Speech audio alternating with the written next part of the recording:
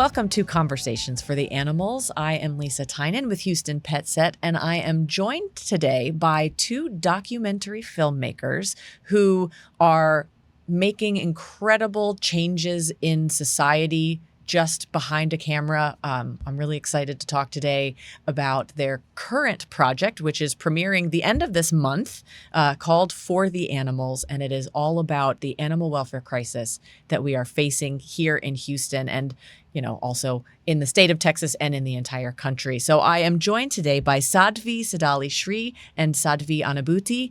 And I am so pleased to welcome you both here. Thank you for joining me. We're going to talk about the documentary that you're currently about to premiere, but I also want to learn a little bit about you and how you got into filmmaking and what other projects you've worked on, because I think in order to fully understand why this was the logical passion project for you, where you came from and what brought you to animal welfare. So thank you for joining me and welcome and introduce yourselves as well. Yeah, thank you, Lisa, for having us. We're honored to be on this podcast with you. Just a little bit of background. We are Jain monks, and we live outside of Dallas at Siddhayatan, Tirth Spiritual Retreat. So first and foremost, we're monks, and we've found that the power of storytelling is a great way to raise awareness about issues that are important to us. So one of the principles that we practice and teach is nonviolence, which focuses on alleviating pain and suffering from not only humans, but animals and all living beings too. I love that. Everybody deserves compassion and kindness and love and care. So how did you get started in filmmaking specifically? Anubhuti? Well, a few years ago, going back to, I think, 2015, we were exposed to the dark topic of human trafficking. And we were learning about the issue, and it was very, very disturbing knowing how many people, how many children were being affected by this problem worldwide. We're talking about millions of human beings being sold into slavery, especially sexual slavery. And it was something for us. It was a wake-up call. We have to do something. What can we do as monks? What can we do to raise awareness?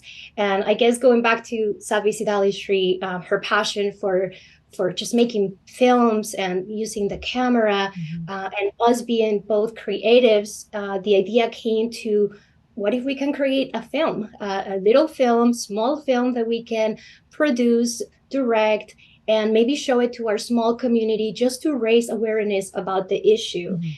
And we started very small. It was a small idea that eventually became into something bigger than us. It became a film that became a movement.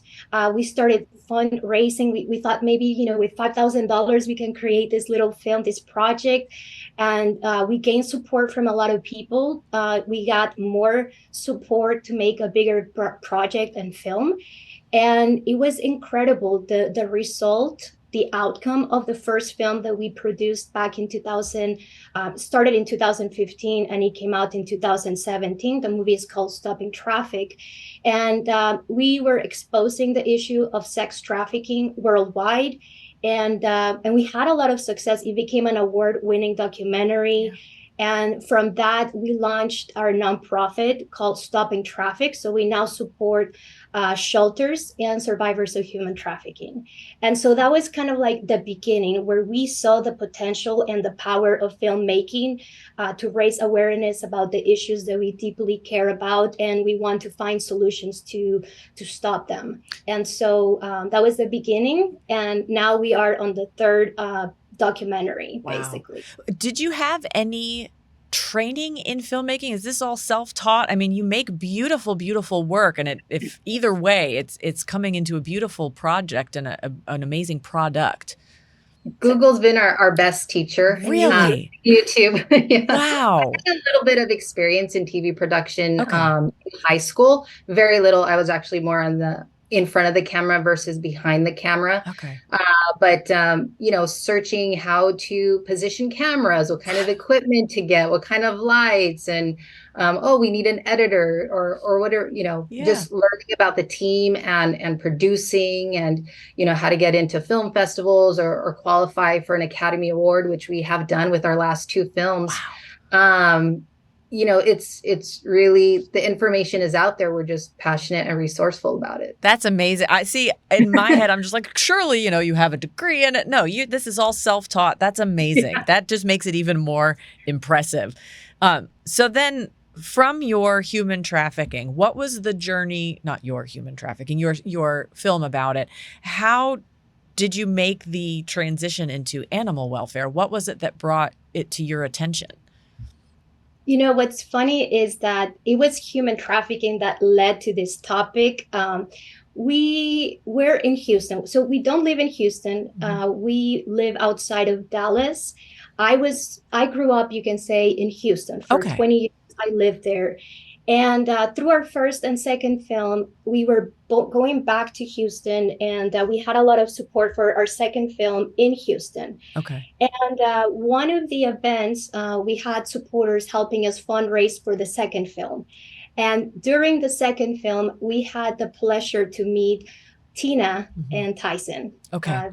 And they, Tina is one of the founders of Houston Pet Set, or presidents. And so that was the first time we just met her. Okay.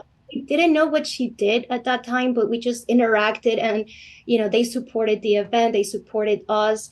And, going forward, I think a year later, we went back to Houston to support another anti-trafficking event.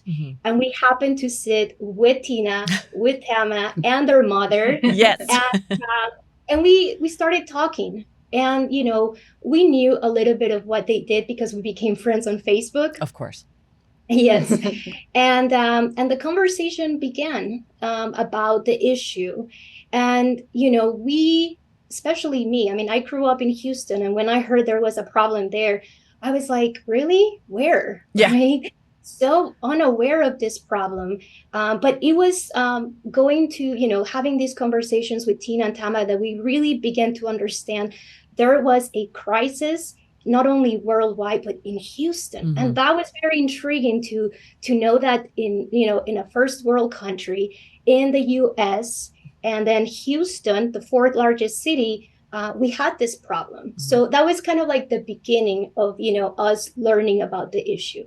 It's so interesting that you said it so perfectly. You grew up here, and yet you weren't aware of it. And that is so, unfortunately, so common because it exists in these pockets. And if you don't find yourself in those specific areas of town where people are underserved, the animals are being underserved as well. And so many well-meaning and animal-loving people are completely oblivious because it is so hidden. And movies and documentaries that such as yours will hopefully help to bring it out into the light so people can see what's happening just down the street from them and to their neighbors and to their friends. So that is really important. So, how long has this filming process been? You've been working on it for quite a while, right? Since November 2021. So yes. Even during the release of our second film, we are already working on For the Animals. Okay. And truly at the very beginning, when we met Tina and Tama, we've always wanted to make a documentary addressing animal welfare. Okay. We're vegetarians. It's part of our practice to respect all life. We have 3 cows, almost 4, at the end of August. Our cows giving birth. Have to film that too. Our pet cows. So we really honor all life. And of course, we don't like to see or know of any suffering that they're experiencing. So we always wanted to do a documentary on animals. We just didn't know, which direction, what story, what's going to, and, Tina and Tama, learning about their work, we were really inspired to follow their journey because it really highlights not only raising awareness of what's going on in Houston, but also we like to show the human side of things. Like, what are the people, the key people going through? What do rescuers go through? What do activists go through? What, how far do they have to go? What kind of emotional, mental toll does it take on, those that are working in this field for the animals? So learning about their why and really why, having a film done and moving forward with this project, why it was so important to them. That was really the thing that moved the needle for us, because we want to be inspired by, the people that we're filming. We want to learn. We want to know their struggles and what is that true reason why. And when you feel and know their deep compassion and their selflessness, for, the love of animals and people, you can't say no. Yeah.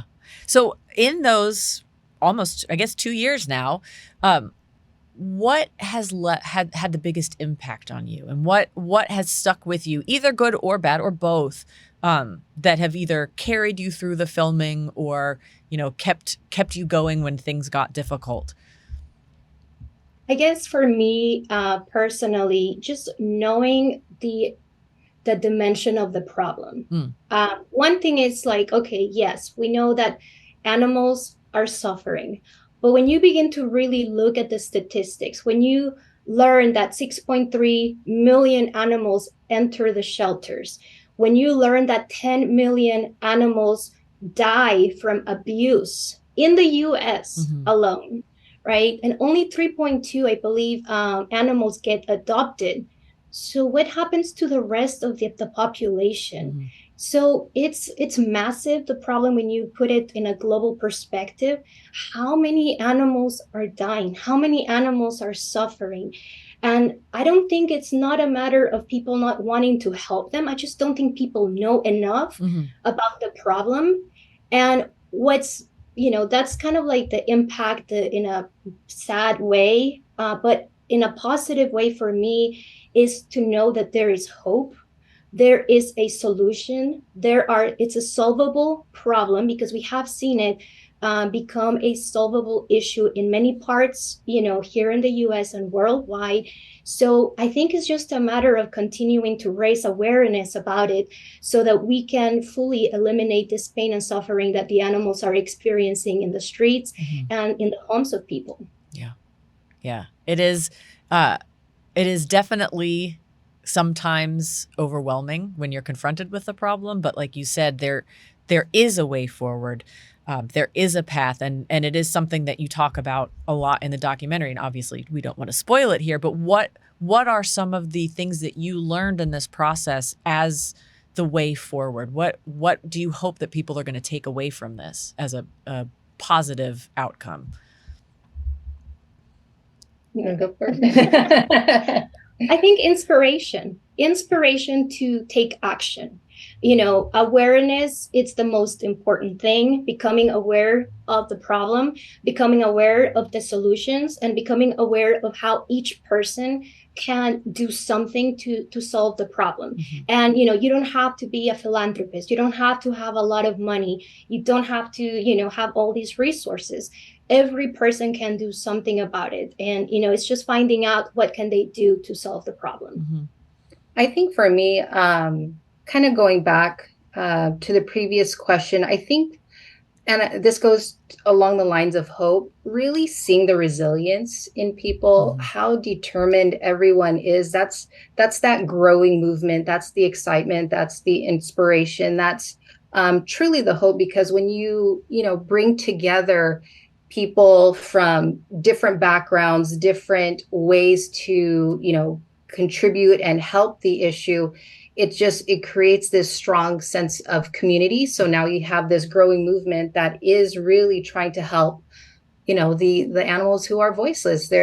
That's one thing. I know you don't want to spoil anything, but I remember Tina mentioning in the film, she had mentioned that, all of these animals have gone through so much trauma and they don't even have words to share. You can only assume they've gone through so much trauma. Mm-hmm. And then, it's a different experience when we were working in the kind of like sex trafficking topic, and we're interviewing survivors and we're hearing their stories, we're hearing their trauma, we're hearing the abuse, we're hearing the cruelty, and it's terrible and it's heartbreaking.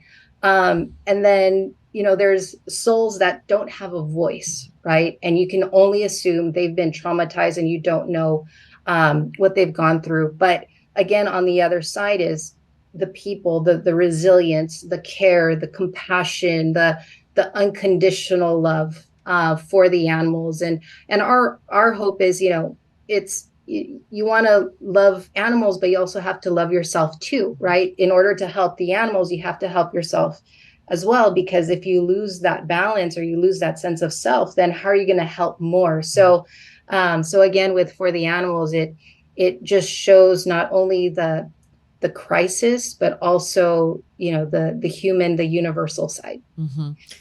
Yeah. And if I may add to that, it is a film for the animals, but yes, we now know that anytime there is suffering with animals, there is suffering with humans. Mm-hmm. And if there is abuse towards animals, then there is an obvious abuse towards humans as well. So it is a clear reflection of what is happening, in our city, in Houston. If we have this massive problem, with the animals, what is happening inside the homes as well, mm-hmm. right? And so we need to address a lot of issues. So this just opens up that opportunity to see what else is happening. Because again, if there is animal suffering, there is human suffering. So we're hoping that this film not only will address the issue with the animals, but what else can we do to support, to help and improve our community in Houston and elsewhere. Absolutely.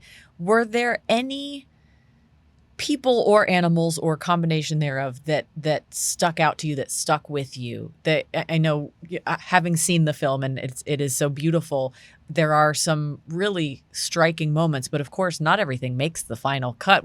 Did anything stick with you or haunt you maybe, or bring you joy on either end of the spectrum with a person or an animal that really just captured you? I think for me, what was really hard is that you can't save them all. Yeah. You'll like when we went to Houston or we're shooting or not shooting, it's as soon as you become aware and you see it everywhere. Mm-hmm. Right. And seeing the dogs or cats on the street, and you're just like, well, you want to rescue them. You want to help them. It's like, okay, well, can we call Houston Pet Set? Mm-hmm. Like what can we do? And I think that touched me the most, because it's hard to turn your back and you can't save all of them. Mm-hmm. But that's why, as filmmakers, our hope is to raise awareness so that more people can be truly aware of the issue and help in their own way. Yeah. Yeah, some, we try to rescue several animals during production, and it's interesting because same thing when we were filming for the sex trafficking films, we would meet victims or people in the live, you just want to pick them up and take them with you. Yep. And help them heal and, just to help them move on with their lives. And there was this one dog that we were trying to rescue and save and pick up from the street, and she just wouldn't come. Mm-hmm. She wouldn't come. Yeah. She would, run away. We had people coming back almost daily to trying to catch her. And, we were never able to. So some dogs, it's just so unfortunate that, some of them you think you can just pick them up and take them and, get them for adoption. But some dogs, they just wouldn't. Yep. They wouldn't come. We couldn't save them. It's striking to me that you bring that up, because that is such a pervasive issue with the people who are working, the rescues who work with Houston Pet Set every day, is that they are trying and trying and trying. And sometimes it's frustrating because the animals don't know that you're there to help, or they have gone through so much, or they have lived their lives for so long without the love and care of a human that they are actively avoiding it. And you look at that and you see we have failed somewhere along the way, that the animals who we have been charged with taking care of since the day we domesticated them thousands of years ago, we have a responsibility to them. And when you want to help, when you're there and you're putting in the work to do it and you can't because they are beyond help for whatever reason, it hurts you in a place that's hard to articulate. And I know so many of our partners and our listeners know exactly that feeling, and they are empathizing with you like crazy right now because they have done it too. And so I think, knowing that you shared that experience with them, I think that's going to make them understand this film to an even greater extent. So obviously the film is about to come out, and we're so excited to be able to have you talk about it. If someone is listening or watching this and they want to see the film, how will they be able to do that? When will they be able to do that? So For the Animals is going to be released in select theaters, so 5 cities across the states, and one of them is going to be in Houston on July 30th. At 11 o'clock at the Cinemark in Memorial. And it's also going to be available online on Amazon Prime and Apple TV, as well as other digital platforms. So worldwide. So that's very exciting. Whoever is listening, watch the film and spread the word. So this way we can get as many eyes on the film as possible. So this way they're touched, they're inspired, and they're in the know. Yeah. If your viewers and listeners happen to have friends, family in LA, we will be in LA starting on the 28th for 7 days. Wow, okay. We will be in Dallas on the 1st, August 1st, at the Angelica Theater. So we're going back to LA at the Lemley Monica Film Center. In Dallas at the Angelica Theater in downtown, and Minneapolis on the 7th, and Austin on the 10th. And you can have the specific locations and buy tickets on our website. We do have a website for the film, which is fortheanimalsmovie.com. Okay. So if you go there, you'll be able to see the specific locations, times, and you'll be able to buy your tickets there as well. Now, will you be at these premieres doing Q&As, or is it someone can actually talk to you and meet you and learn more about that? That's awesome. That's so exciting. So you're not just going to see a movie, you're going to see the full experience. Right. Yes, there will be a full Q&A, a panel. Tina and Tama will be there. They are the main characters in the film. So it will be very beautiful and important for them to also share their experience with the audience. And I think it helps continue the conversation, because as filmmakers, we have one lens, that we've captured through the documentary, but it's really important to hear it from the other side. And Tina and Tama can answer, those questions that the audience has for them. And that question that they're going to get asked a lot is, well, what can we do? Yes. So that is the main. Yes.